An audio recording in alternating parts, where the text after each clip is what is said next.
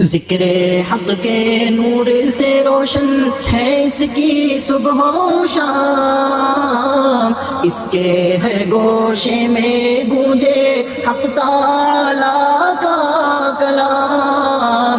یہ ادارہ مجلس تعلیم القرآن جس کا نام۔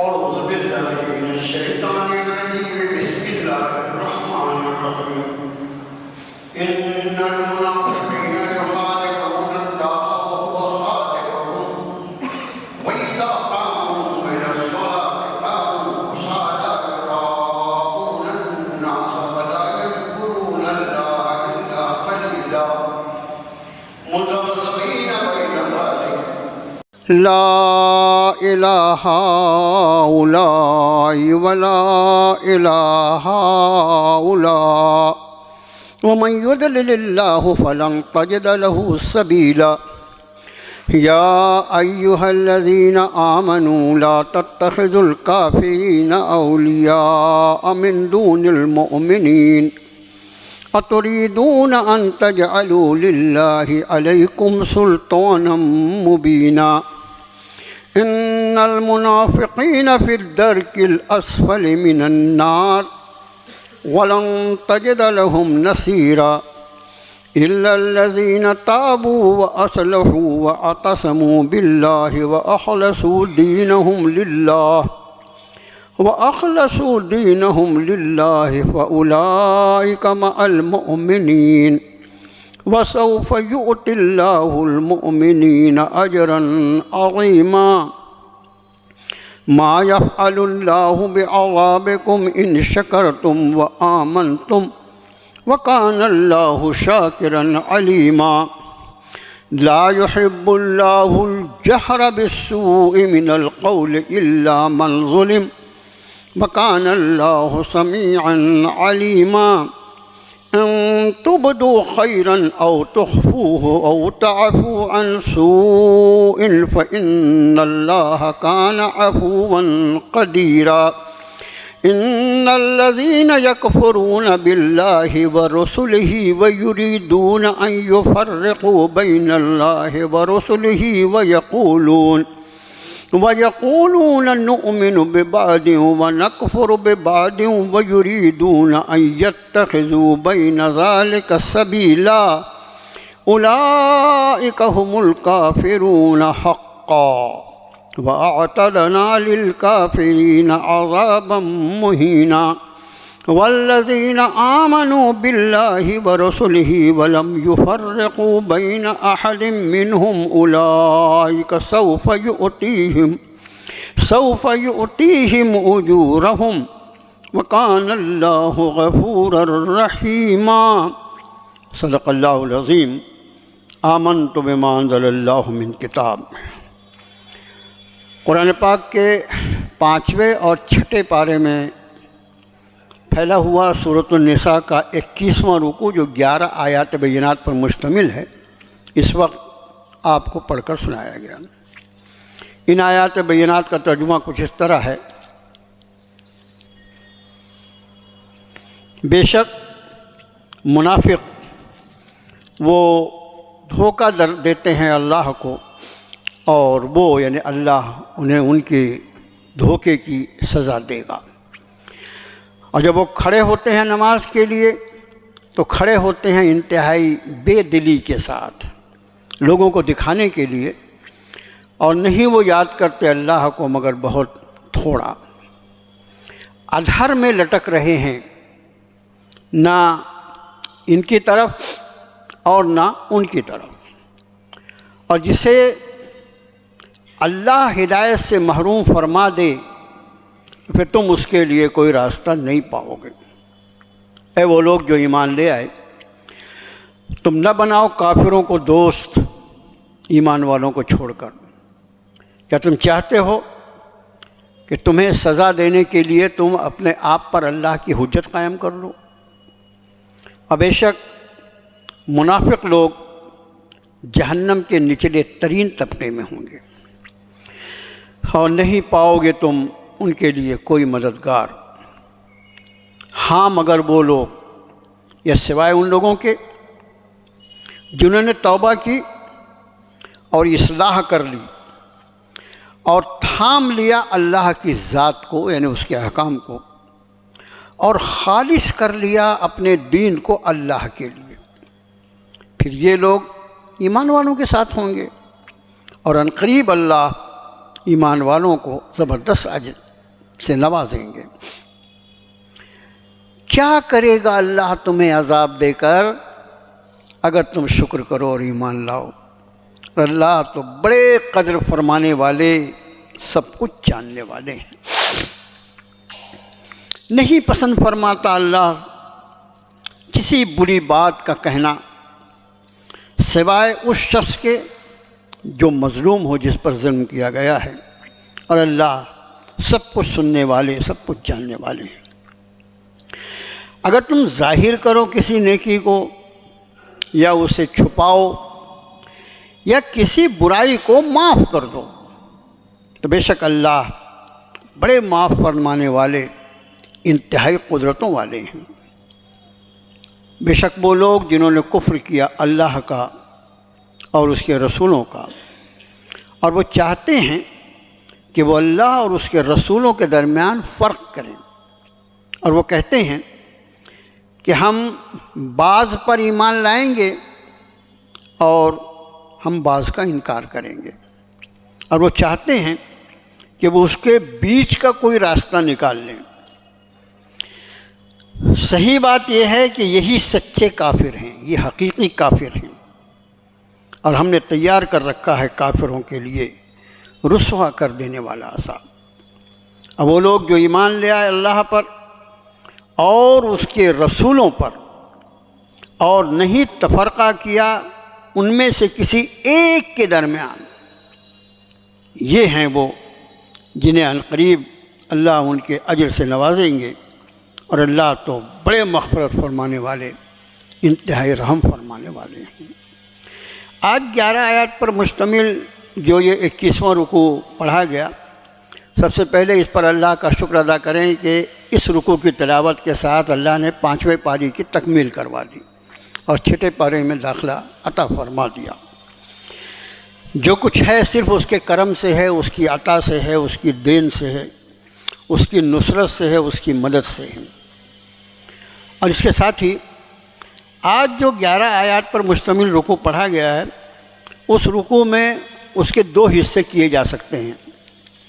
5ویں پارے میں جو 5 آیتیں ہیں اس رکوع کی، بلکہ 6 آیتیں، یہ ساری کی ساری آیتیں جو ہیں یہ منافقین کے تعلق سے ہیں، اور اس کے بعد 6 پارے میں جو مضمون ہے وہ ایک تو زبان کی حفاظت اور پھر اس کے ساتھ ایمانیات کا تذکرہ ہے۔ قرآن شریف کے معنی اور مطلب اللہ تعالیٰ جب کھول دیتے ہیں تو آدمی کو آیت شریفہ پڑھ کر ہی یہ لگتا ہے کہ بھئی یہ آیت شریفہ جو ہے اس کا مضمون کیا ہے، کیا بیان کیا گیا ہے۔ کہیں ایمانیات ہوتے ہیں، کہیں عبادات ہوتی ہیں، کہیں معاملات ہوتے ہیں۔ تو اس طرح سے آج کی جو رکوع پڑھا گیا اس کے اس طرح عنوانات بنتے ہیں۔ پہلا رکوع، جو پہلا حصہ جو رکوع کا ہے 21ویں رکوع کا، اس میں منافقین کی ایک صفت بیان فرمائی کہ ان المنافقین یخادعون اللہ وہو خادعہم۔ اس آیت کے مضمون کو تھوڑا سا چاہوں گا کہ ذہن میں تفصیل سے اس کو رکھیں۔ لفظ خدعہ جو ہے عربی زبان میں وہ دھوکہ دینے کے معنی میں استعمال ہوتا ہے۔ خدعہ یعنی دھوکہ دینا۔ اب لغت کے اعتبار سے جب اس کا ترجمہ کریں، ظاہر ہے کہ جو الفاظ قرآن شریف میں آئے ہیں اس کا ایک لغت کے اعتبار سے ترجمہ ہوتا ہے، لیکن صرف لغت کا ترجمہ جان کر اگر آدمی کوئی ترجمہ کرے اور اس کے بعد یہ سوچے کہ میں مفسر قرآن بن گیا تو اس کے لیے بہت خطرناک ہے یہ بات، کیونکہ اس کے پہلے بھی آپ کے خادم نے عرض کیا ہے کہ قرآن شریف میں کوئی لفظ جو ہوتا ہے وہ کوئی معنی دیتا ہے لغت کے اعتبار سے، لیکن اس کے بعد پھر مفسرین اس کی تشریح پر مفسر کی ضرورت کیوں ہوئی؟ اتنے لوگوں نے جو قرآن شریف کی تفسیریں لکھی اس کی وجہ کیا بنی؟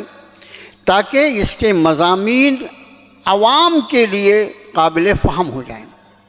اب دیکھیے دھوکہ دینا جو ہے، ابھی جیسے پچھلے درس میں ایک مضمون آیا تھا کہ اللہ عز و جل کے لیے کسی ایسے لفظ کا استعمال جو اس کی شایان شان نہ ہو، آدمی کو اس سے بہت احتیاط کرنا چاہیے۔ اس میں ایک لفظ میں نے فکر کہا تھا کہ بھئی فکر جو ہے یہ تو عیب ہے، تکلیف دہ چیز ہے، اور اللہ کی ذات کے اوپر اس لفظ کا استعمال مناسب نہیں ہے۔ ٹھیک اسی طرح دھوکہ دینا، ایک ہوتا ہے دھوکہ دینا، یہ تو جرم ہے، اور ایک ہوتا ہے دھوکہ کھانا۔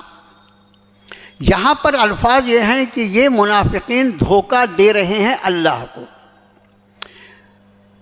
اب ظاہر ہے کہ دھوکہ دینا جو ہے، سامنے والے کو دھوکہ دینے میں اسی وقت کوئی کامیاب ہو سکتا ہے جب اس دھوکہ دہی کو وہ سمجھ نہ سکے، اور اللہ کی ذات اس سے ورا الورا ہے، تو ظاہر ہے کہ اس کا معنی جو ہوگا وہ یہ ہوگا کہ وہ دھوکہ دینے کی کوشش کر رہی ہے۔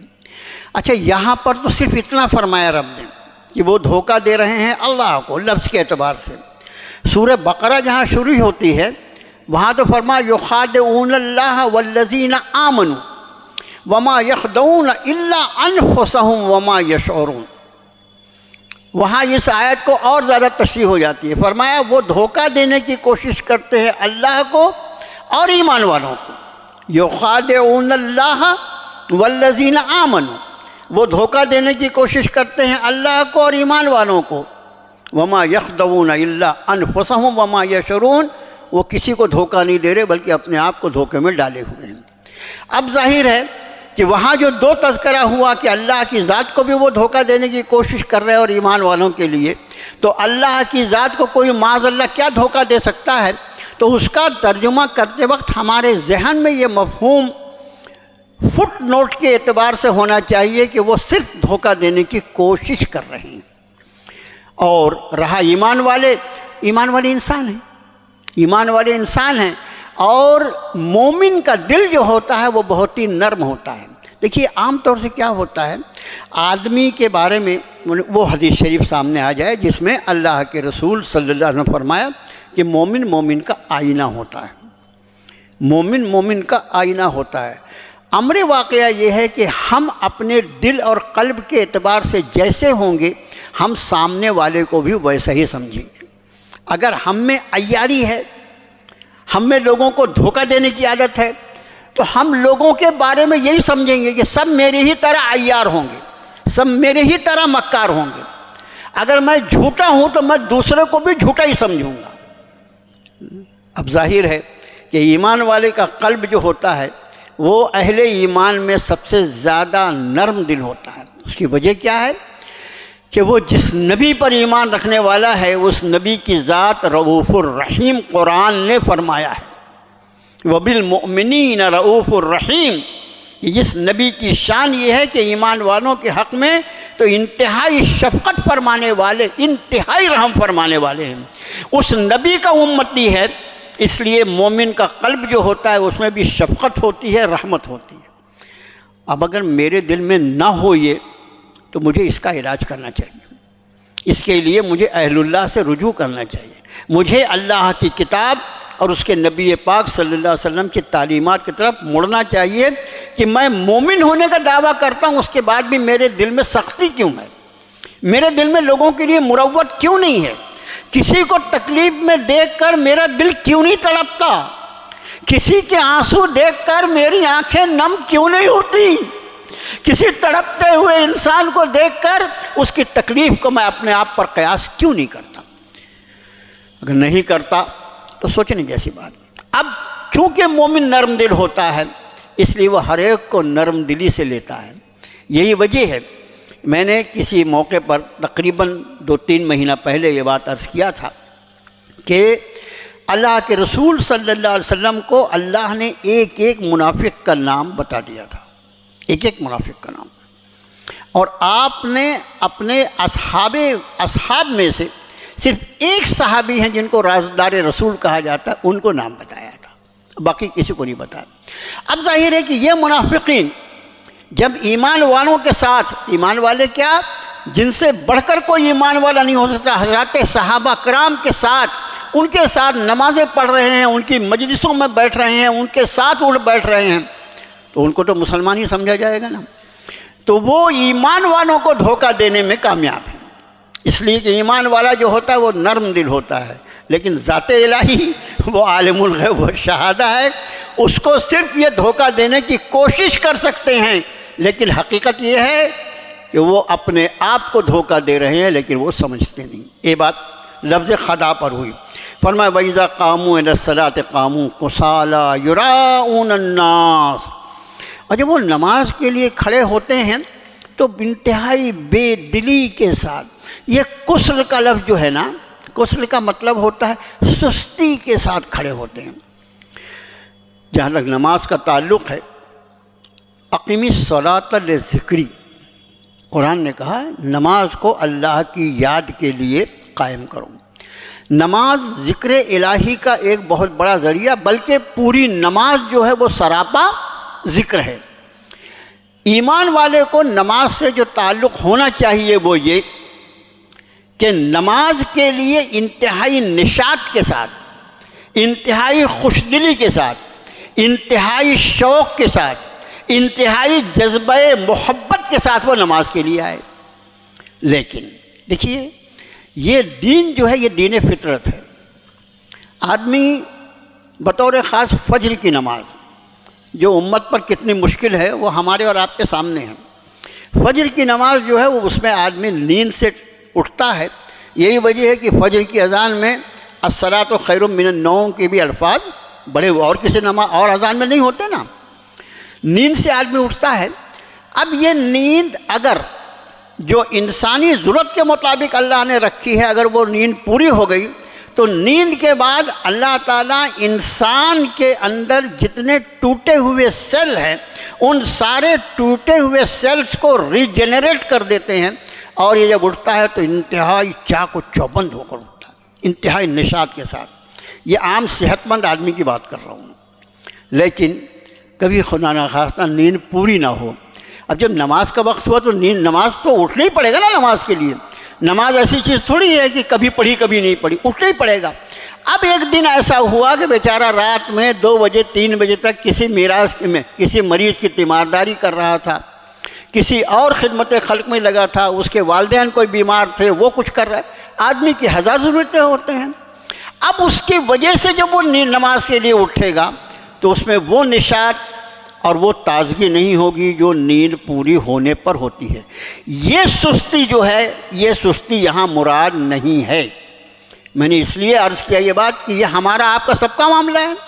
تو مفسرین فرماتے ہیں کہ کسی دن نیند پوری نہ ہونے کی وجہ سے یا کسی بیماری کی وجہ سے یا کسی عارضے کی وجہ سے اگر نماز میں کسل ہو رہا ہے تو اس سے یہ مراد نہیں ہے، بلکہ اس سے مراد وہ منافقین ہیں جو اصل میں جن کے دل میں نماز پڑھنا ہے ہی نہیں۔ نماز کا تعلق ایمان سے ہے نا، ایمان کے بعد نماز فرض ہوتی ہے۔ اس کے دل میں ایمان ہی نہیں ہے تو نماز کی فرضیت اس کے دل کو کیسے اپیل کرے گی؟ ارے یہاں تو مسلمانوں کی 90% طبقہ جو ہے اس نے اپنی نماز چھوڑ دیا ہے، تو اس کا کیا علاج ہے؟ یہاں تو اہل ایمان ہے، ایمان کا دعویٰ اور واقعی ایمان والے ہیں۔ اللہ کا شکر ہے کسی مومن کے ایمان پر ہم کوئی شک نہیں کر سکتے، یہ اس کی بدعملی ہے، یہ اس کی بے توفیقی ہے، یہ اس کے گناہوں کی سیئات کے اندھیری ہے کہ اس کو نماز سے دور رکھا ہے اس نے۔ تو منافقین جو ہیں چونکہ ایمان ہی ان کے دل میں نہیں ہے، اس لیے نماز کی اہمیت ان کے دل میں بیٹھنے کا سوال ہی نہیں پیدا ہوتا، تو وہ کیسے آئیں گے نماز کے لیے؟ مگر یہ دور رسالت ہے، یہ دور رسالت ہے۔ خیر القرون قرنی، جتنے زمانے اللہ نے بنائے، زمانے کے جتنے ادوار بنائے، اس میں سب سے بہترین دور وہ جو میرا دور ہے، جس میں اللہ نے اپنے حبیب جناب محمد الرسول اللہ صلی اللہ علیہ وسلم کو اس زمین پر رکھا۔ اس دور سے بہتر دور کون سا ہو سکتا ہے؟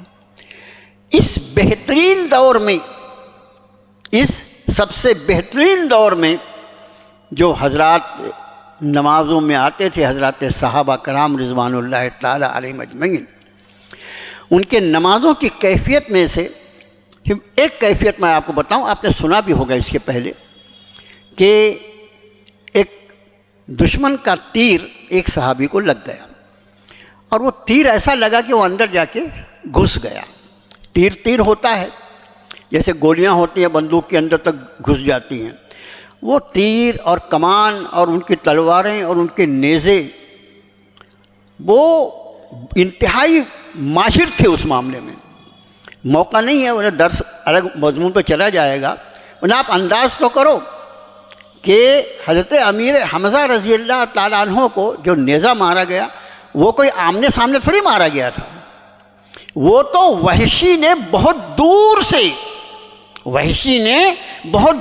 سے آپ جنگ ختم ہو چکی تھی، آپ پانی پینے وہ جو چھوٹا سا تالاب تھا وہاں جا رہے تھے، اور اس نے بہت دور سے اتنے زور سے نیزہ مارا کہ وہ نیزہ گھومتا ہوا آ کے آپ کے مطلب یہ جو پیشاب کے اوپر کا حصہ ہے شرمگاہ کے، وہاں سے گھس کے آر کا پار ہو گیا۔ کتنی طاقت ہوگی اس آدمی کے لیے سے، یہ تو امر واقعہ ہے، اس کا کوئی احادیث مبارکہ میں اس کا تذکرہ ہے۔ امام بخاری رحمۃ اللہ علیہ نے جو باب غزوات کے جو باب باندھے اس میں اس کا تذکرہ ہے، وحشی بن حرب کا۔ بہرحال ایک صحابی رسول صلی اللہ علیہ وسلم کو وہ دشمن نے تیر چلایا، اور وہ تیر جو تھا وہ جسم میں گھس گیا۔ اب معمولی اگر تیر لگے تو وہ خود ہی گر جائے گا، لیکن وہ ایسا گھسا کہ اس کو کھینچ کے نکالے بغیر کوئی چارہ نہیں تھا، اور جب اس کو نکالنے کی کوشش کرتے تو تیر جو تھا وہ اس طرح گھسا ہوا تھا کہ ان کا پورا جسم جو ہے وہ چیخ پڑتے در سے، نہیں مت نکالو، میں برداشت نہیں کر سکوں گا، میں اس کی تکلیف کو برداشت نہیں کر سکوں۔ لیکن تیر کو چھوڑا بھی تو نہیں جا سکتا نا، جسم نکالنا ضروری ہے۔ اس صحابی نے کہا اچھا ایسا کرو، میں جب نماز کے لیے کھڑا ہو جاؤں نا اس وقت تم اس تیر کو نکال لینا۔ اور حدیث صحیح میں یہ مضمون موجود ہے کہ جب اس صحابی نے نماز کی نیت باندھی اور ان کے تیر کو کھینچ کے نکالا گیا تو ان کو اس کا احساس بھی نہیں ہوا کہ تیر نکال دیا گیا۔ نماز کے باہر جو تیر کو ہاتھ نہیں لگانے دے رہے تھے، حالت نماز میں کتنے مستغرق ہوں گے وہ اللہ کی یاد میں، تصور کر سکتے ہیں؟ سوچ سکتا ہے آدمی کہ کس درجے اللہ کا ان کا تعلق ہوگا، کس طرح وہ دنیا سے بے خبر ہوں گے کہ تیر نکال لیا گیا اور ان کو پتہ بھی نہیں لگا۔ تو میرے بھائیو، یہ ہے نماز کے اندر جذب ہو جانا۔ یہاں فرمایا اب یہ دور رسالت جو ہے اس میں جس شخص نے نماز چھوڑا اور مسجد میں نظر نہیں آیا تو یہ سمجھ لیا جاتا تھا کہ اس نے دین کو چھوڑ دیا۔ یہ ایسے واقعات بھی ہوتے تھے کہ آدمی نے اسلام قبول کیا اور بطور خاص یہ منافقون کی طرف سے، یہودیوں کے سازش کے اعتبار سے مدنی زندگی میں، کہ اگر کوئی شخص مسجد میں نہیں آیا تو یہ سمجھ لیا جاتا تھا کہ اس نے دین چھوڑ دیا۔ تو ان کی بھی ہمت نہیں تھی منافقوں کی، یہاں تو دین چھوڑنے کا سوال ہی نہیں، دین پکڑے ہی نہیں تھا، دین کو پکڑے ہی نہیں تھا، چھوڑتے کہاں سے؟ لیکن اس کے بعد ان کی ہمت نہیں تھی کہ نماز چھوڑ دیں، اس لیے کہ اگر نماز چھوڑ دیتے تو لوگوں میں یہ بات پھیل جاتی کہ ان لوگوں نے دین کو چھوڑ دیا۔ اس لیے وہ جب نماز کی طرف آتے ہیں تو بے دلی سے، میں نے واضح کیا کہ انسان کی فطری کمزوریوں کی وجہ سے اگر کوئی اس میں نماز کی کیفیت میں فرق پڑتا ہے وہ اس میں شامل نہیں ہے، بلکہ آدمی کا دل نماز پڑھنے کا ہو ہی نہیں رہا ہے، وہ لوگوں کو دکھانے کے لیے نماز پڑھ رہا ہے۔ اس لیے فرمایا کہ وہ نہیں کھڑے ہوتے نماز کے لیے مگر بہت ہارے جی سے، یراؤن الناس، کس لیے نماز پڑھتے ہیں؟ لوگوں کو دکھانے کے لیے۔ نماز کس لیے پڑھنا چاہیے؟ اللہ کو دکھانے کے لیے، لیکن یہ نماز کیوں پڑھتے ہیں؟ لوگوں کو دکھانے کے لیے، تاکہ لوگ ان کو مسلمان سمجھتے رہیں۔ وَلَا يَذْكُرُونَ اللَّهَ إِلَّا قَلِيلًا، اور نماز میں بھی ذکر نہیں کرتے مگر بہت تھوڑا۔ طویل نمازیں، ظاہر ہے نماز کو جو چیز طویل کر سکتی ہے وہ قیام ہے، یہ آدمی کو جتنا قرآن شریف ہے اتنا وہ پڑھے، لیکن یہ سب جو ہے نفل نماز میں، فرض نمازیں جو ہیں اور وہ بھی بطور خاص نماز با جماعت جو ہے اس کے لیے حدود اور قیود ہیں احادیث مبارکہ میں۔ اللہ کے رسول صلی اللہ علیہ وسلم کا حال یہ ہے کہ آپ نماز میں فجر کی نماز میں آپ قرأت فرما رہے ہیں، اور حضرات صحابہ یعنی یہ کہہ لیجیے کہ ڈوبے ہوئے ہیں اس قرأت قرآن میں۔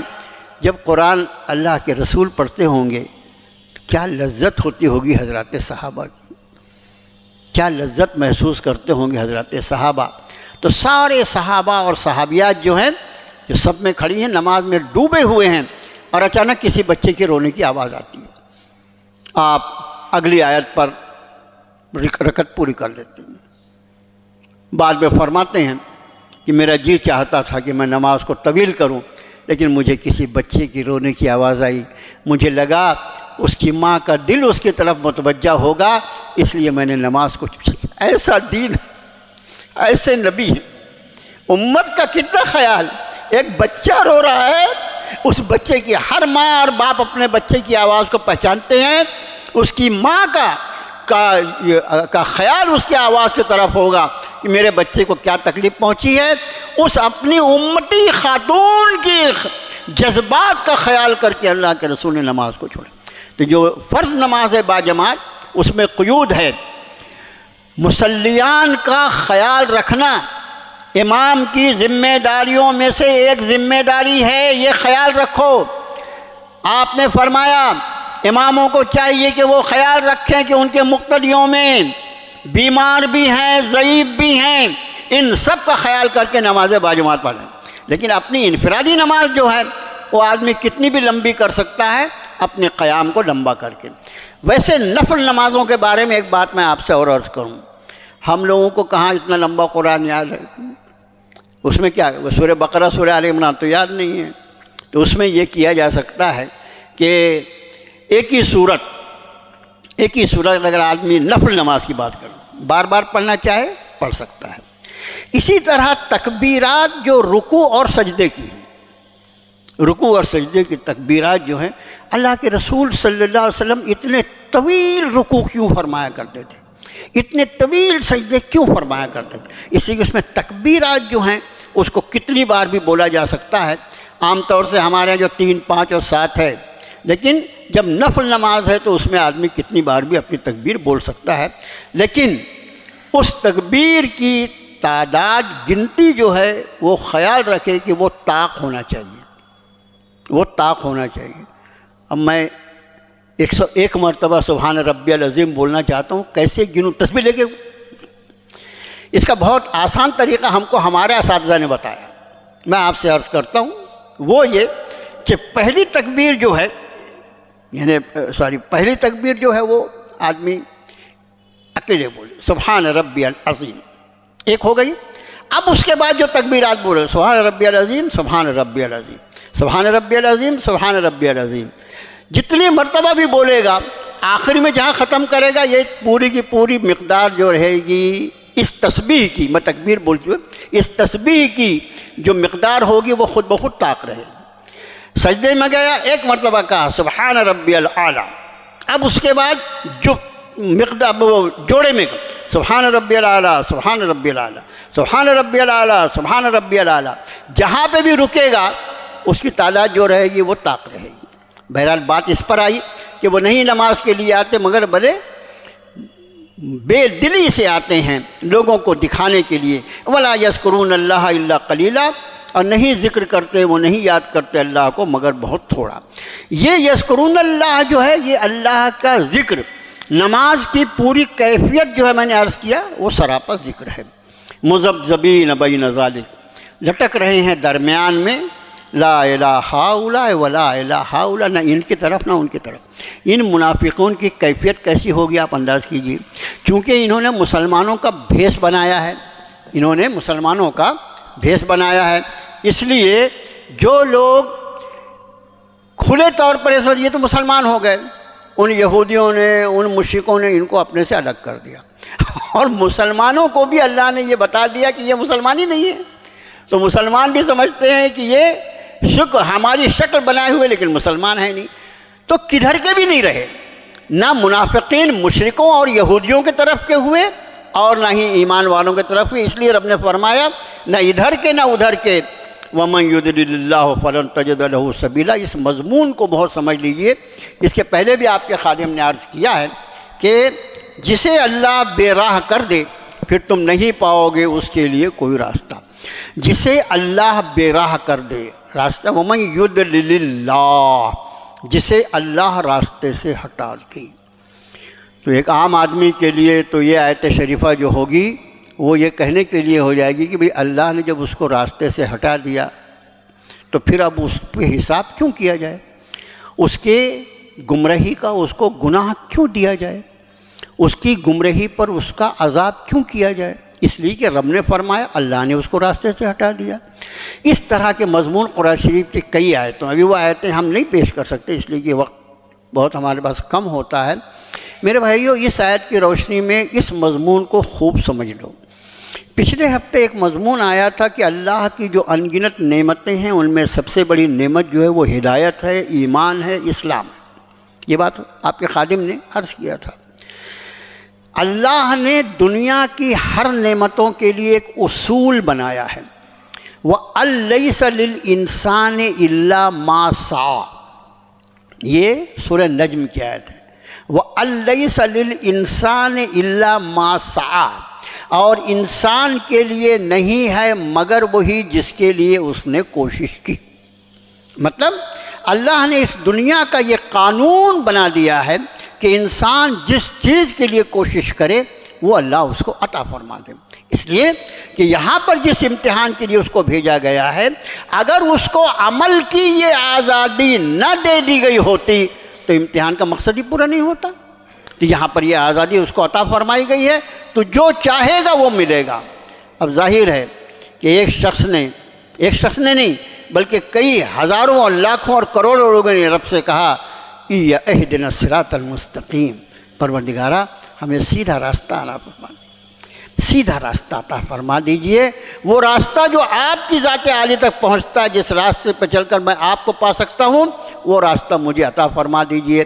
اب اس نے دعا کی، اور اس کو بندے کو یہ بھی معلوم ہے کہ جس چیز کی دعا کرتا ہے پھر اس کے اسباب کو اختیار کرنا پڑے گا۔ پھر اس نے اپنے آپ کو متعلق کر لیا اللہ کے نبی پاک صلی اللہ علیہ وسلم کی ذات عالی سے، اور اپنے آپ کو جوڑ لیا اس نے اللہ کی کتاب سے۔ اس کو معلوم ہے کہ ہدایت کے دو واضح ذرائع جو اللہ نے رکھے ہیں وہ اللہ کی کتاب ہے اور اللہ کے نبی ہے۔ اب ظاہر ہے کہ اس نے دعا کی، مجھے ہدایت دے دیجئے۔ اس کے بعد ہدایت کے جو راستے ہیں ان کو اختیار کیا، اس نے اپنے نبی سے اپنا تعلق پیدا کیا، اللہ کی کتاب سے اپنا تعلق پیدا کیا۔ ظاہر ہے یہ بات کھل گئی کہ یہ شخص ہدایت کا طالب ہے۔ اب اس پر اللہ کے ذمے ہے یہ کہ اللہ اس کو ہدایت کا راستہ عطا فرما دے۔ لیکن جس شخص نے اس ہدایت کے لیے کوئی طلب نہیں کی، اس ہدایت کا کبھی بھی وہ طلبگار ہی نہیں ہوا، جب اس کو طلب نہیں ہے تو اس کے راستے کو اختیار کرنے کا سوال ہی نہیں پیدا ہوتا۔ اور جب وہ ان راستوں کو نہیں اختیار کرے گا، جب تک وہ اپنا تعلق اللہ کے نبی اور اللہ کی کتاب سے نہیں جوڑے گا، ان ھذہ تذکرہ فمن شاء اتخذ الی ربہ سبیلا، سنو یہی وہ راستہ ہے جو اللہ تک پہنچاتا ہے۔ اگر تمہیں اللہ تک پہنچنا ہے تو اس راستے کو پکڑ لو۔ اس نے نہیں پکڑا، نبی پر ایمان نہیں لایا، مجھے بتائیے کہ زبردستی اس کو ہدایت دینا چاہیے؟ نہیں۔ جب ہدایت اس کی طلب ہی نہیں ہے، اس دنیا کا قانون اللہ نے بنایا ہے، جو چیز آدمی طلب کرے اور اس کے ذرائع اور وسائل کو اختیار کرے، اللہ اس پر اس چیز کو آسان فرما دیتے ہیں۔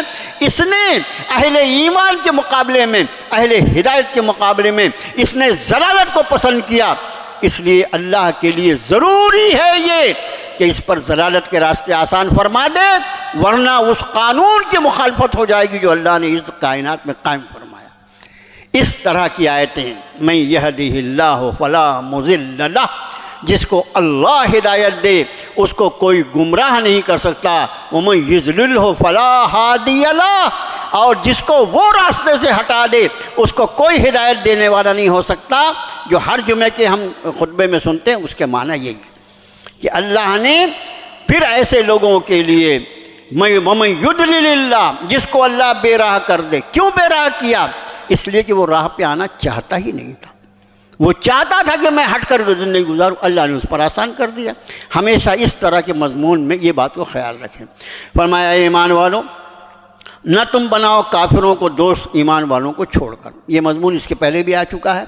یہ دوستی سے مراد جو ہے وہ دلی دوستی ہے، کسی انسان سے ایسی دوستی پیدا کرنا جس کی فکر، جس کی سوچ، جس کی تہذیب و تمدن ہم کو متاثر کرے۔ یہ دوستی سے شریعت اسلامی نے مسلمانوں کے سوا کسی اور کو دوست بنانے کے لیے منع کیا۔ کیسی؟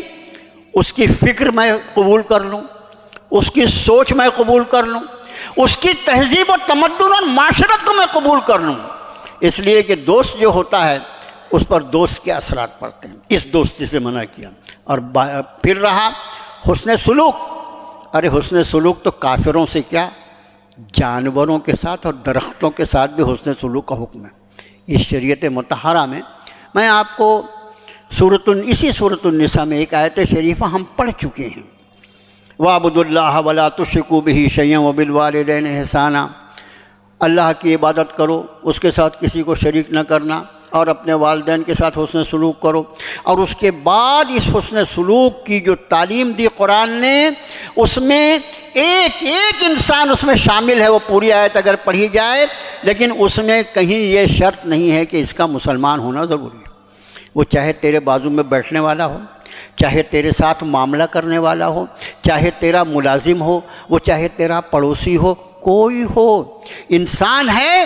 اللہ کے رسول صلی اللہ علیہ وسلم نے پڑوسیوں کے بارے میں فرمایا، جبریل نے مجھے اتنی مرتبہ پڑوسیوں کے حقوق کی تلقین کی، مجھے ایسا محسوس ہونے لگا جیسے آنے والے کل میں پڑوسیوں کو میراث میں حصے دار بنا دیا جائے گا۔ اب یہ پڑوسی، حضرات صحابہ کے پڑوسی کون تھے؟ حضرات صحابہ کے پڑوسی کون تھے؟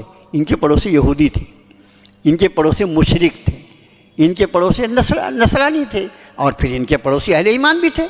لیکن جو مدینہ طیبہ کا ماحول ہے، جو آبادی جو تھی اس نزول قرآن کے موقع پر، اس میں کل مسلمانوں کے مقابلے میں اگر ان تین لوگوں کی آبادی دیکھی جائے تو بہت زیادہ تھی۔ اور اس کے بعد اہل اسلام ان کے ساتھ جو معاملہ کیا کرتے تھے وہ احادیث مبارکہ میں واضح طور پر بیان کیا گیا۔ اب اس کے بعد بہت ہی بھیانک بات فرمائی، ان المنافقین فی الدرک الاسفل من النار۔ یہ منافق جو ہیں یہ جہنم کے نچلے ترین طبقے میں ہوں گے۔ 7 طبقات ہیں جہنم کے، لہا 7 ابواب، قرآن نے کہا اس کے 7 طبقات ہیں، اور سب سے نچلا طبقہ جو ہے اس کا نام ہے حاویہ۔ 7 طبقات کے نام حدیث شریف میں ہیں، اور آخری والا طبقہ جو ہے وہ حاویہ ہے، جو سب سے زیادہ تکلیف دہ جہنم ہے۔ اللہ مجھے، آپ کو اور پوری امت مسلمہ کو اپنی حفاظت میں رکھے۔ میرے بھائیو، جہنم کی کیفیت جب قرآن و حدیث کی روشنی میں پڑھے تو آدمی کے رونگٹے کھڑے ہو جاتے ہیں، اور ایسا لگتا ہے کہ اللہ بس آپ نے اپنے کلام میں فرمایا، ہم نے ایمان لایا، آپ کے نبی نے اس کی تشریحات بیان فرمائی، ہم نے سن لیا اور ایمان لایا، ہم تو اس کو دیکھنے کی بھی تاب نہیں رکھتے۔ جس کو دیکھا نہیں جا سکتا، جس بد نصیب کو اس میں ڈال دیا جائے اس کا کیا حال ہو۔ فرمایا جہنم کے نچلے ترین طبقے میں ہوں گے۔ یہاں نام نہیں لیا، لیکن مفسرین نے بتایا کہ اس کا نام حاویہ ہے۔ اب اس کے بعد وَلَن تَجِدَ لَهُمْ نَصِيرًا، اور تم نہیں پاؤ گے ان کے لیے کوئی مددگار۔ کس لیے یہ سب سے نیچے طبقے میں ڈالے گئے؟ نفاق کی وجہ سے۔ لیکن اس کے بعد جو مضمون بیان ہو رہا ہے، ایسا لگتا ہے پورا ایک درس اس مضمون پہ کیا جائے، إِلَّا الَّذِينَ تَابُوا، مگر وہ لوگ جنہوں نے توبہ کر لی، وَأَصْلَحُوا، اور سدھر گئے، وَاعْتَصَمُوا بِاللَّهِ۔ یہاں بھی دیکھو وَاعْتَصَمُوا بِاللَّهِ کا لفظی ترجمہ کیا ہوتا ہے لغت کے اعتبار سے؟ انہوں نے تھام لیا اللہ کو۔ پھر اس کا ترجمہ کرنے میں ہم کو کیسا، اگر ہم لکھیں گے تو کیسا لکھیں گے؟ انہوں نے تھام لیا اللہ کے احکام کو۔ وَاعْتَصَمُوا بِاللَّهِ وَأَخْلَصُوا دِينَهُمْ لِلَّهِ، اور اپنے دین کو اللہ کے لیے خالص کر لیا۔ ذرا شرائط دیکھو اور اس کو اپنے ذہن میں رکھو۔ فرمایا إِلَّا الَّذِينَ تَابُوا، اوپر کا مضمون منافقین کا ہے، جو ایسا لگتا ہے کہ ناپسندیدگی کے اعتبار سے اللہ کے نزدیک مشرکین اور کافرین سے بھی زیادہ ناپسندیدہ طبقہ ہے، اس لیے کہ انہوں نے کھل کر اپنے کفر اور شرک کا اقرار کیا ہے، اور انہوں نے اللہ کے رسول صلی اللہ علیہ وسلم کو اور اللہ کے نبی کے ساتھیوں کو جو صحابہ کہلاتے ہیں ان کو کھلے خزانے دھوکہ دینے کی کوشش کی ہے۔ اس لیے ناراضگی کا یہ عالم ہے کہ ان کو جہنم کے سب سے نچلے ترین طبقے میں ڈالیں گے۔ لیکن الا الذین تابوا، مگر وہ لوگ جو توبہ کر لیں۔ یہ توبہ کی جو شریعت مطہرہ میں جو اجازت ہے میرے بھائیوں، یہ ایک ایسی دین ہے اللہ کی، کاش امت مسلمہ اس کی اہمیت کو سمجھ لیتی، اس کی حقیقت کو سمجھ لیتی۔ دیکھو 3 گناہ، شرک، کفر اور نفاق۔ مشرکین کے لیے قرآن نے کہا انہم من یشرک باللہ حرم اللہ علیہ الجنہ، جس نے اللہ کے ساتھ شریک ٹھہرایا اللہ نے اس پر جنت کو حرام کر دیا۔ کفر کے لیے، کافر کے لیے فرمایا کہ ان تستغفر لہم استغفر لہم او لا تستغفر لہم ان تستغفر لہم 70 مرۃ فلن یغفر اللہ لہم۔ اے نبی صلی اللہ علیہ وسلم، آپ ان کے لیے استغفار کریں نہ کریں، اگر آپ 70 مرتبہ ان کے لیے استغفار کریں گے تو بھی اللہ ان کو معاف نہیں۔ ذالک بانہم کفروا باللہ ورسولہ، اس لیے کہ انہوں نے اللہ اور اس کے رسول کے ساتھ کفر کیا ہے۔ سمجھ گئے آپ؟ جس نے شرک کیا اس پر جنت حرام، قرآن کے الفاظ ہیں۔ جس نے کفر کیا اس کو نبی کی مغفرت کی دعا بھی نہیں بخشوا سکتی، چاہے 70 مرتبہ اللہ کے نبی اس کے لیے دعائیں مغفرت۔ اور جس نے نفاق کا معاملہ کیا ان المنافقین فی الدرک الاسفل من النار، منافق جو ہوں گے وہ جہنم کے نچلے، تینوں طبقات ہو گئے تینوں کے۔ اور اس کے بعد رب تعالیٰ فرماتے ہیں مگر جس نے توبہ کی اور سدھر گیا اور پکڑ لیا اللہ کے احکام کو اور خالص کر لیا اپنے دین کو اللہ کے لیے، فَأُولَئِكَ مَعَ الْمُؤْمِنِينَ۔ توبہ جو ہے اپنے گناہوں سے توبہ آدمی کو مشرکوں کی جماعت سے نکال کر مع المومنین، سوف یہ فرمایا اولئک مع المومنین، ان کو مشرکوں کی جماعت سے نکال کر ایمان والوں میں لائے، کافروں کی جماعت سے نکال کر ایمان والوں میں لائے، منافقوں کی جماعت سے نکال کر ایمان والوں میں لائے۔ کون سی چیز؟ الا الذین تابوا واصلحوا، جنہوں نے توبہ کیا اور سدھر گئے۔ اس کا معنی کوئی گناہ ہو، کوئی گناہ ایسا نہیں ہے شریعت اسلامی میں جو قابل معافی نہ ہو، بشرطی کہ آدمی اس طرح توبہ کرے جیسا توبہ کرنے کا حق ہے۔ ہر گناہ کی توبہ ایک طریقے سے نہیں ہوتی۔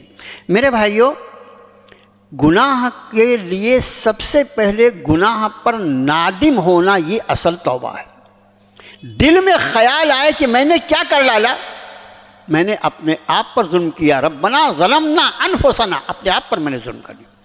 اس کے بعد اس گناہ کو چھوڑ دینا، جب گناہ کو گناہ سمجھا تو چھوڑ دیا، اور اس کے بعد اس گناہ کی تلافی کرنے کی کوشش کرنا۔ یہ ہمارے ہاں میں نے کہا یہ جو سوشل میڈیا ہے نا، اس میں کچھ چیزیں تو بہت ٹھیک ٹھاک رہتی ہیں اور کچھ چیزیں بلکہ زیادہ چیزیں ایسی بیہودہ رہتی ہیں۔ انہوں نے ایک معنی کہاں سے نماز لائے، ایک ایسی 2 رکعت نماز پڑھ لو جمعے کے دن، اور جو پڑھا 2 رکعت تو زندگی بھر کی نمازیں سب قضا ہو گئیں۔ یہ جھوٹ ہے۔ جتنے فرائض چھوٹے ہیں، جتنی نمازیں چھوٹی ہیں، ان نمازوں کی انفرادی قضا کرنے کی آدمی نے کوشش کرنی چاہیے۔ اور جب قضا کی جاتی ہے تو صرف فرض نماز کی قضا ہوتی ہے، اور واجب یہ ہمارے یہاں وتر کی نماز جو وہ واجب ہے اس کی قضا ہوگی، اور اس کے علاوہ سنتوں کی قضا نہیں ہوتی۔ بہت آسان ہے۔ دوسری بات، کسی کا حق اگر دبایا ہے، یعنی اگر اس کا تعلق حقوق العباد سے ہے، تو حقوق العباد کی یہ خاصیت ہے کہ جب تک وہ بندہ نہ معاف کر دے جس کا حق ہم پر بنتا ہے، ہم کیسی بھی توبہ کر لیں اللہ اس کو معاف نہیں فرمائے۔ یہ خیال میں رکھو، ہمارا حج بھی اس کو معاف نہیں کرائے گا۔ ارے ہم اللہ کے راستے میں شہید کر دی جائیں تو بھی نہیں معاف۔ اس کے لیے ایک ہی طریقہ ہے کہ جو کچھ اس کا دبایا ہے، جو کچھ اس کے ساتھ ظلم کیا ہے، اس کو ادائیگی کر دی جائے۔ دیکھو ہر گناہ کے دو پہلو ہیں، ہر گناہ، جیسے ایک آدمی نے نماز چھوڑا تو اس میں کتنا گناہ کیا؟ 2 گناہ کیا، 2 گناہ کیا۔ ایک تو نماز پڑھنے کا حکم اللہ نے دیا تھا، اس حکم کو توڑا۔ اللہ کا حکم تھا اقیم الصلاۃ، اللہ کا حکم تھا نا، تو ایک گناہ اس نے کیا، اللہ کا حکم توڑا، اور دوسرا اس نماز کو چھوڑ دیا۔ تو یہ گناہ 2 حصوں پر منقسم ہے، ایک تو اللہ کے حکم کو توڑنا، اس کا الگ گناہ ہے، اور نماز کو چھوڑ دینے کا الگ گناہ ہے۔ اب جب وہ معافی مانگے گا تو اللہ اپنے حق کو چھوڑ دے، اللہ ہے، وہ اس گناہ کو بھی معاف فرما دے، اور اگر چاہے تو اس گناہ کو بھی معاف فرما دے، وہ مالک کل ہے۔ لیکن ہم نے کسی کی زمین دبا لی، ہم نے کسی کی امانت میں خیانت کیا، تو اس میں بھی 2 گناہ ہوئے۔ کون سے ہوئے؟ 2 گناہ ہوئے۔ ایک گناہ ہوا، اللہ کا حکم یہ تھا ان اللہ یامرکم ان تؤدوا الامانات الی اہلھا، اللہ تمہیں حکم فرماتا ہے کہ امانتیں ان کے حقداروں کو دے دو۔ تو یہ اللہ کا حکم کیا تھا؟ امانت داری۔ تو ہم کسی کے ساتھ خیانت کرتے ہیں تو 2 گناہ ہوتا ہے، یہ خیال رکھو گناہ کے بارے میں۔ ایک گناہ یہ ہوتا ہے کہ اللہ کا حکم ٹوٹا، اور دوسرا گناہ یہ ہوا کہ ہم نے سامنے والے کے حق مار لیا۔ تو اس میں بھی ہماری معافی میں، اوپر جو اللہ کا حکم ٹوٹا وہ تو حقوق اللہ میں ہے، لیکن جس شخص کی ہم نے خیانت کی ہے یہ حقوق العباد ہے۔ جب تک یہ بندہ اس کو معاف نہ کر دے اللہ اس کو معاف نہیں فرمائے گا۔ یہ ہے گناہوں کا کیلکولیشن جو میں نے آپ کے سامنے عرض کیا۔ میرے بھائیوں، اللہ بہتر جانے زندگی کے کتنے لمحات بچے ہیں، اللہ کے سوا کوئی نہیں جانتا۔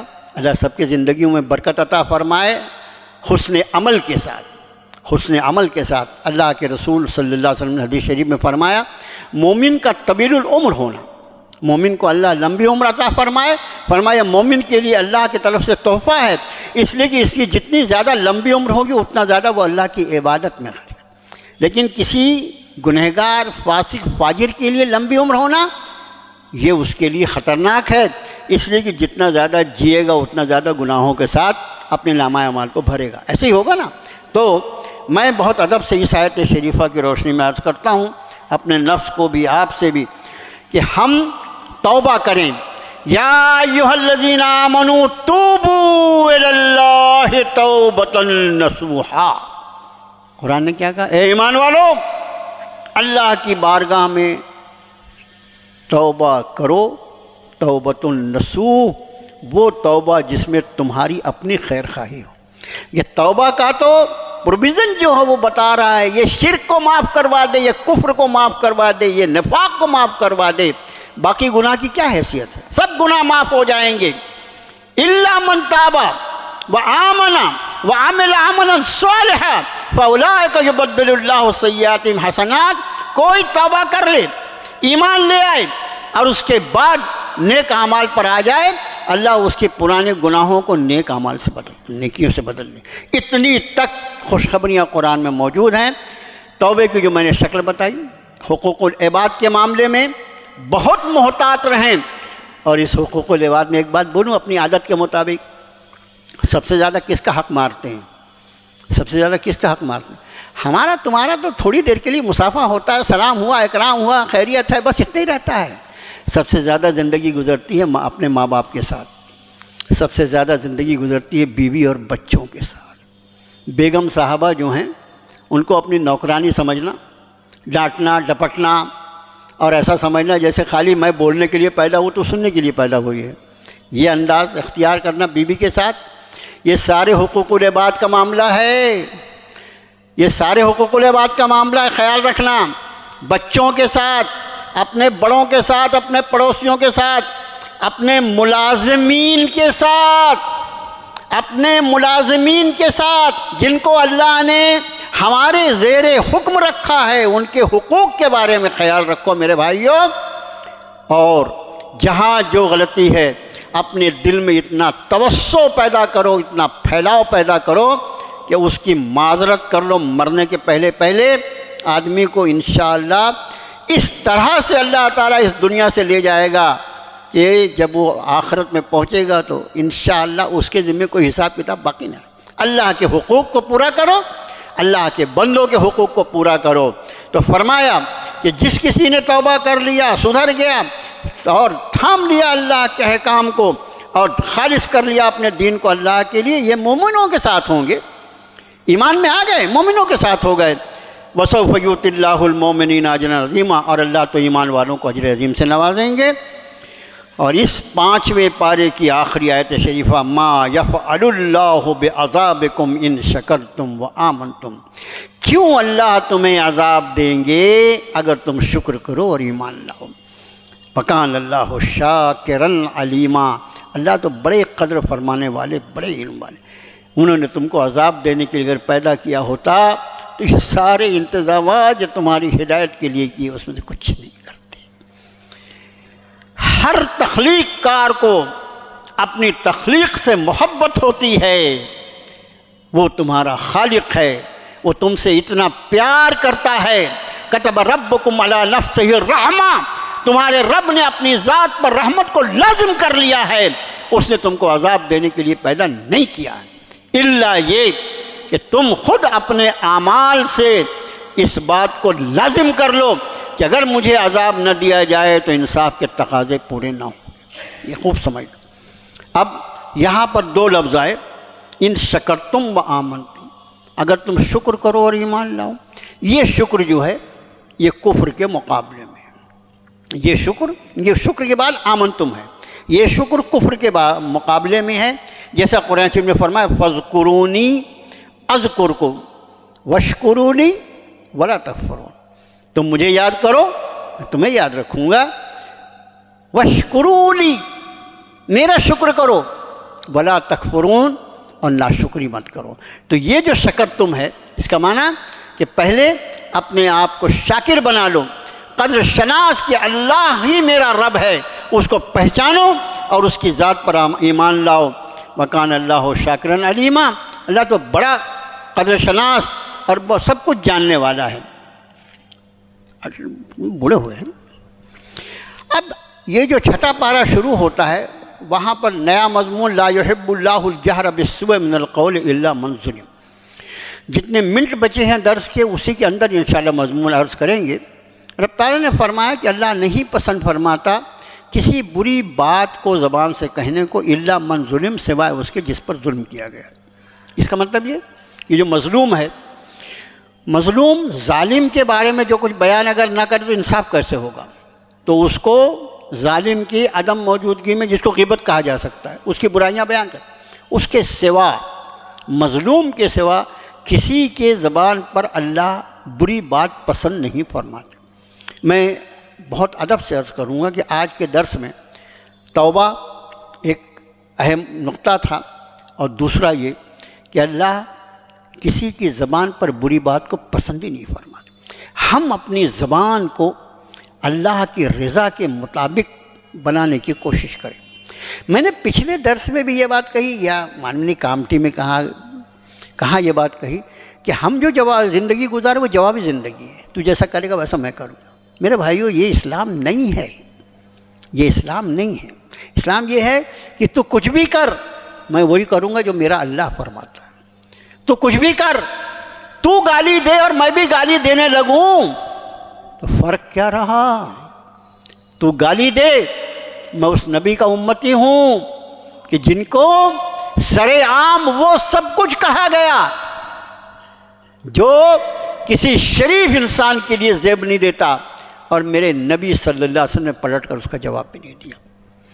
قرآن میں ان الفاظ کو نقل کیا ہے، قرآن نے ان الفاظ کو نقل کیا ہے کہ آپ صلی اللہ علیہ وسلم جو دنیا کے، یعنی اس پوری کائنات میں اللہ کے بعد جو سب سے زیادہ قابل احترام ذات ہے، اس کے لیے کیا کیا الفاظ کہے گئے، اور جناب نبی کریم صلی اللہ علیہ وسلم نے اس میں کیا معاملہ فرمایا۔ میرے بھائیو، اپنی زبان کو، ہماری دعائیں قبول نہیں ہوتی۔ ابھی دعاؤں کو دیکھو، امام حرم کی دعائیں دیکھو، اور اس پر وہ لاکھوں لوگوں کی بلکتے ہوئی ان کی آواز اور ان کے آنسو دیکھو، غزہ کے حالات دیکھو، فلسطینیوں کی مظلومی دیکھو، مسلمانوں پر ہونے والے اس ملک میں مظالم دیکھو۔ یہ سب دیکھ کر کیا ہمارے دل بھر نہیں آتے؟ کیا ہماری دعائیں جو ہیں وہ گڑ گڑاہٹ سے کم ہوتی ہیں؟ نہیں، سب کچھ ہوتا ہے، اس کے بعد بھی دعائیں قبول کیوں نہیں ہوتی؟ میرے بھائیوں، جن زبانوں سے دعائیں کی جا رہی ہیں ان زبانوں کو ویسا کر لو جیسی زبانیں اللہ کو پسند ہیں۔ فرمایا لا یحب اللہ الجہر بالسوء من القول الا من ظلم، مظلوم کے سوا کسی اور کی زبان سے کوئی بری بات نکلے اللہ کو یہ پسند نہیں ہے۔ اللہ کی پسند کو اپنی پسند بناؤ، اس کا نام دین ہے۔ جناب نبی کریم صلی اللہ علیہ وسلم کی پسند کو اپنی پسند بناؤ، اس کا نام دین ہے۔ بس اس آیت شریفہ کی روشنی میں اتنا خیال رہے، غیبت، جھوٹ، کسی میں عیب نکالنا، کسی کے بارے میں ایسی بات کہنا جو اگر اس کے سامنے کہی جائے تو اس کو بری لگے، بس ایسی کوئی بات نہ کہی جائے۔ اور اپنے آپ کو اس کا پابند بنا لو کہ جب ہم دو افراد ہوں تو ہمارا عنوان ہماری ذات ہو، ہمارا کوئی تیسرا ساتھی نہ ہو۔ اب رہی یہ بات کہ کسی کے اندر کوئی خامی ہو تو اس کو بتانا بھی ضروری ہے۔ پھر اس کو بتانے کے لیے وہی حدیث شریف جو میں نے درس کے شروع میں عرض کیا، جو آپ نے فرمایا کہ مومن کا آئینہ ہوتا ہے۔ اگر کسی میں ہمارے ساتھی میں کوئی خامی ایسی ہے جس کو دور کرنا ضروری ہے، جو اس کے دین اور دنیا کے اعتبار سے اس کے لیے نقصان دہ ہے، تو وہ صرف اس کو بتایا جائے اور اس کے سوا کسی کو نہ بتایا جائے۔ آئینہ جو آپ نے فرمایا اللہ کے رسول صلی اللہ علیہ وسلم نے، اس کی پیچھے وجہ کتنی وجوہات ہوں گی۔ آئینے کا ایک کمال یہ ہوتا ہے کہ آئینے کے سامنے ہم کھڑے ہو جائیں تو ہمارے سارے عیوب گنوا دیتا ہے، وہ ہمارے چہرے پر اور کپڑے پر بڑا ہوا باریک سا داغ بھی ہم کو بتا دیتا ہے۔ لیکن اس آئینے کی دوسری خصوصیت یہ ہے کہ اگر ہم ہٹ جائیں اس کے سامنے سے اور کوئی دوسرا اس کے سامنے کھڑا ہو تو اس کے سامنے وہ کبھی ہمارا تذکرہ نہیں کرتا۔ تو جس طرح آئینہ ہماری پردہ داری کرتا ہے، اسی طرح ایک مومن کی پردہ داری ہم پر فرض ہے۔ مومن کی پردہ داری ہم پر فرض ہے۔ اگر ہم یہ نہ کریں تو فرض ٹوٹے گا، اور جتنی ایسی باتیں زبان سے کہی جاتی ہیں، وہ چاہے گالی گلوج ہو یا غیبت ہو یا جھوٹ ہو یا اس طرح کی جتنی باتیں ہیں، وہ سب کا سب کہنا جو ہے وہ حرام، زبان کا غلط استعمال حرام۔ بس اللہ سے دعا ہے اللہ تعالیٰ مجھے، آپ کو اور پوری امت مسلمہ کو اللہ تعالیٰ اپنی کتاب اور اپنے نبی پاک صلی اللہ علیہ وآلہ وسلم کی سنتوں پر عمل پیرا ہونے کی توفیق عطا فرمائے۔ ہمارے سید احمد علی صاحب کی اہلیہ بیمار ہیں، ہم دعا کرتے ہیں اللہ تعالیٰ محترمہ کو صحت کاملہ عاجلہ مستقلہ عطا فرمائے۔ ابھی جو نماز جنازہ ادا کی گئی، ہمارے بہت مشہور شخصیت ہے ناگپور کی جاوید بھائی، وہ MIM کے صدر بھی ہیں، ان کی والدہ محترمہ طویل علالت کے بعد انتقال کر گئی۔ ہم محترمہ کے لیے بھی دعا کرتے ہیں اور سارے مرحومین کے لیے دعا کرتے ہیں اللہ تعالیٰ سب کی مغفرت فرمائے اور ساری امت مسلمہ کے ساتھ اللہ تعالیٰ خیر اور عافیت کا معاملہ فرمائے، اپنی رضا پہ چلنا آسان فرمائے۔ ہمیں مرنے سے پہلے اللہ توبہ کی توفیق عطا فرمائے، ہمیں ویسی توبہ کی توفیق عطا فرمائے جو اللہ کی بارگاہ میں قبول ہو جائے۔ اے اللہ ہم سے راضی ہو جا، اے اللہ ہم سے راضی ہو جا، اللہ اپنی ناراضیوں کو دور فرما دے مولا، اپنی ناراضیوں کو دور فرما دے مولا، اپنی رضا پہ چلنا آسان فرما دے۔ وصلی اللہ تعالیٰ علی خیر خلقہ محمد و آلہ وسلم۔